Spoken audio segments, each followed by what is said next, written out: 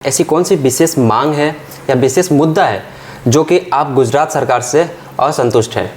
जी, एक बहुत अच्छा प्रश्न है और ये लोगों को छूता हुआ प्रश्न है। जी, गुजरात में बसने वाले मात्र हिंदी भाषी ही नहीं, उत्तर भारतीय ही नहीं, हर अन्य राज्य से आया हुआ जो व्यक्ति है बराबर, उसके लिए यहाँ पर जो आरक्षण की जो व्यवस्था है उससे पूरा उत्तर भारतीय समाज, पूरा हिंदी भाषी समाज और पूरा पर प्रांतीय समाज 101% असंतुष्ट है।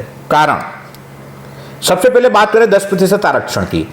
आज हमने देखा कि जातिगत आरक्षण की वाली बात आती है कि SC, ST, OBC, यदि उनको आरक्षण SC, ST को गुजरात में आरक्षण चाहिए तो उनसे कहा जाता है कि आप 1955 के पहले के प्रमाण पत्र लेके आइए। OBC को यदि आरक्षण चाहिए तो उनसे कहा जाता है कि आप 1978 के प्रमाण पत्र लेके आइए। ये चीज से असंतुष्ट थी लोगों को, लेकिन माननीय प्रधानमंत्री नरेंद्र मोदी जी ने अनामत में समानता लाने के लिए 10% आरक्षण लेके आए। उन्होंने कहा कि भाई जो आदमी गरीब है उसे आरक्षण मिलना चाहिए, तो सारे समाज जो अनामत से वंचित थे उन समाजों को भी लाभ होगा, ऐसा सोचकर अन्य राज्य के लोगों में खुशी का माहौल था। लेकिन गुजरात सरकार ने एक नियम ऐसा डाल दिया बीच में कि जिससे गुजरात में बसने वाले अन्य राज्य के लोगों के साथ अन्याय हो गया।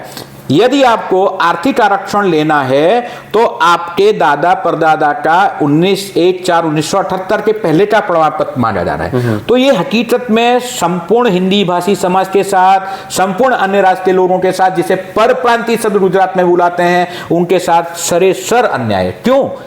जब हमारे दादा परदादा 1978 के पहले, आज से 60 साल पहले, 70 साल पहले आए थे तो यहाँ मजदूरी करते थे। वो कोई सरकारी नौकर नहीं थे कि जिससे उनके पास सरकारी प्रमाण पत्र हो। आज 40 साल पहले हम लोगों का जन्म हुआ, हमारे बच्चे आज 18, 20 साल के हो गए, आज उनको आरक्षण चाहिए तो बोलते थे आपके दादाजी का लिविंग सर्टिफिकेट लेके आइए या एजुकेशन सर्टिफिकेट लाइए। तो कहाँ से होगा?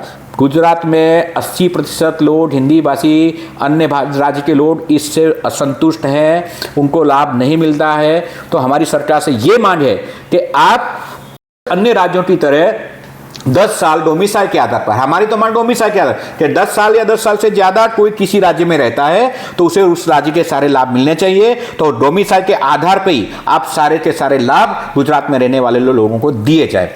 नंबर 2, एक विषमता ये देखने को मिलती है कि जब सरकार ने नियम बनाया आरक्षण का, आप अनामत में नहीं आते हैं, आप आर्थिक पिछड़े हैं, तो आर्थिक पछात होने का यदि आपको सर्टिफिकेट चाहिए तो आपका गवर्नमेंट का सर्कुलर है कि आपके दादा या परदादा 15 वर्ष या 15 वर्ष से अधिक समय से गुजरात में रहते हैं तो आपको आरक्षण का सर्टिफिकेट मिलेगा।